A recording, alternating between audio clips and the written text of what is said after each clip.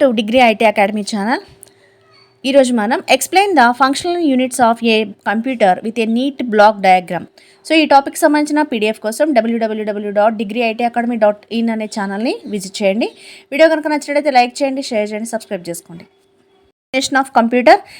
A computer is an electronic device that accepts data as input, processes it according to instructions, stores the data if required, and produces useful information as output. So computer అనేది ఒక electronic device. ఇది ఏం చేస్తుంది అంటే input రూపంలో డేటాని తీసుకుంటుంది, అలానే దాన్ని ప్రాసెస్ చేస్తుంది, మనం ఇచ్చిన ఇన్స్ట్రక్షన్స్ని బేస్ చేసుకొని, అలానే డేటాని స్టోర్ చేస్తుంది, అదేవిధంగా యూస్ఫుల్ ఇన్ఫర్మేషన్ని మనకి అవుట్పుట్గా ప్రొవైడ్ చేస్తుంది.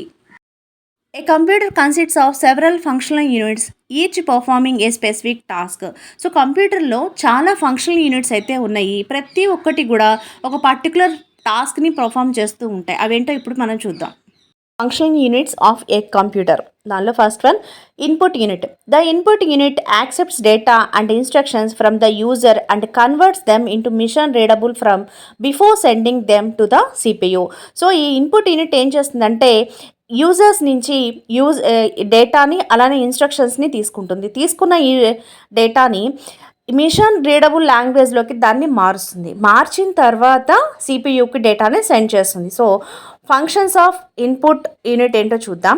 Accepts data from input devices, converts data into binary form, send data to the memory or CPU. So ఇది ఈ ఇన్పుట్ యూనిట్ యొక్క ఫంక్షన్స్. అదేవిధంగా ఇన్పుట్ డివైజెస్ ఏమున్నాయంటే keyboard, mouse, scanner, microphone. And one memory unit. The memory unit stores data, instructions and processing result. So ఈ memory unit ఏం చేస్తుందంటే మనం ఇచ్చిన డేటాని అలానే ఇన్స్ట్రక్షన్స్ని అదేవిధంగా ప్రాసెస్ అయిన రిజల్ట్ని మొత్తాన్ని స్టోర్ చేస్తుంది.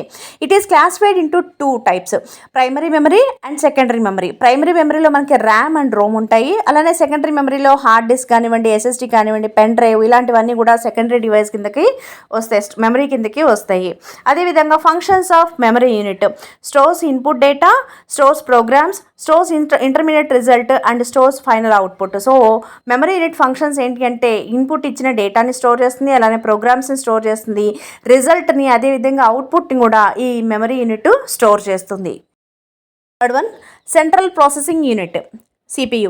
The CPU is known as the brain of the computer because it controls and performs all processing operations. So CPUని బ్రెయిన్ ఆఫ్ ద కంప్యూటర్ అని చెప్పేసి అంటాం. ఎందుకు అంటే ఈ మొత్తం డేటాని అదేవిధంగా మొత్తం ఆపరేషన్స్ని ఇదే కంట్రోల్ చేస్తూ పర్ఫామ్ చేస్తూ ఉంటుంది. అందుకే దీన్ని బ్రెయిన్ అని చెప్పేసి అంటాం.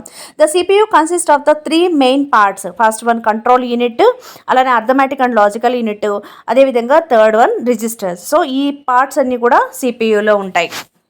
First one, control unit. The control unit controls all operations of the computer.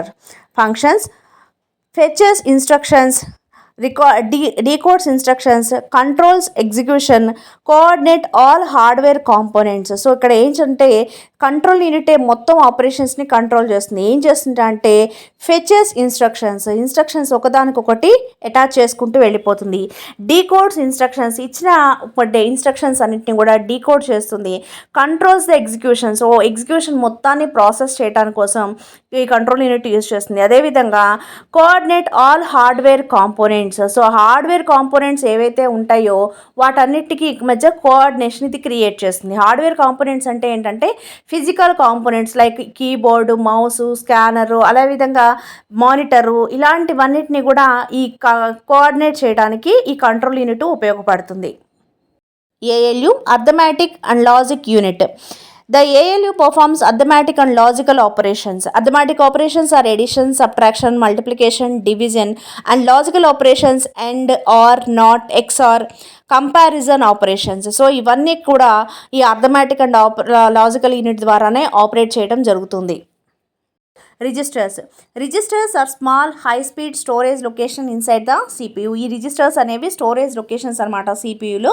They temporary stores data, instructions, memory addresses, intermediate result. ఇదేంటంటే పర్మనెంట్గా కాకుండా టెంపరరీగా డేటాని అలానే ఇన్స్ట్రక్షన్స్ని, మెమరీ అడ్రసెస్ని, ఇంటర్మీడియట్ రిజల్ట్ అంటే ఏదైతే అవుట్పుట్ ఉంటుందో ఇంటర్మీడియట్ రిజల్ట్ ఉంటుందో దాన్ని స్టోర్ చేయడానికి ఈ రిజిస్టర్స్ అనేవి ఉపయోగపడతాయి. రిజిస్టర్స్లో ఎగ్జాంపుల్గా చెప్పుకోవాలంటే ప్రోగ్రామ్ కౌంటర్స్, PC, అలానే instruction register registers, memory address registers, memory data registers, accumulators ఇవన్నీ కూడా రిజిస్టర్స్లో ఇంక్లూడ్ అయి ఉంటాయి. Last one, output unit. The output unit converts processed data into human readable form and displays the result. So మనం already input గురించి చెప్పుకున్నాం. ఇన్పుట్లో ఏం చేస్తుంది అంటే డేటా అండ్ ఇన్స్ట్రక్షన్స్ని రిసీవ్ చేసుకొని కంప్యూటర్ రీడబుల్ ఫామ్లోకి ఇది మార్చుకుంటుంది. అదేవిధంగా అవుట్పుట్ యూనిట్కి వచ్చేసరికి ఏమవుతుందంటే మనకి అవుట్పుట్ అనేది రిజల్ట్ రూపంలో వచ్చేది అవుట్పుట్. రిజల్ట్ని అవుట్పుట్ అని చెప్పేసి అంటాం. ఈ రిజల్ట్ని హ్యూమన్ రీడబుల్గా అంటే ఎవరైతే యూజర్ ఉంటారో వాళ్ళకి అర్థమయ్యే విధంగా రిజల్ట్ని డిస్ప్లే చేయడం కోసం ఈ అవుట్పుట్ యూనిట్ అనేది ఉపయోగపడుతుంది. Functions of output unit receives processed data from the CPU. So processed డేటాని సిపియు నుంచి రిసీవ్ చేసుకుంటుంది. Converts binary data into understandable form. So binary డేటాలో ఉన్న రిజల్ట్ని అండర్స్టాండబుల్ ఫామ్లోకి కన్వర్ట్ చేస్తుంది. Displays or print the output. So ఈ అవుట్పుట్ని మనకి డిస్ప్లే చేయటం లేదా ప్రింట్ చేయటం అనేది దీని ఫంక్షన్స్. సో అవుట్పుట్ డివైజెస్ ఏమున్నాయంటే మనకి ప్రింటర్, మానిటర్, స్పీకర్, ప్రొజెక్టర్స్ ఇవన్నీ కూడా అవుట్పుట్ డివైజెస్. వీడియోకి సంబంధించిన పీడిఎఫ్ కోసం www.degreeitacademy.in అనే వెబ్సైట్ని విజిట్ చేయండి.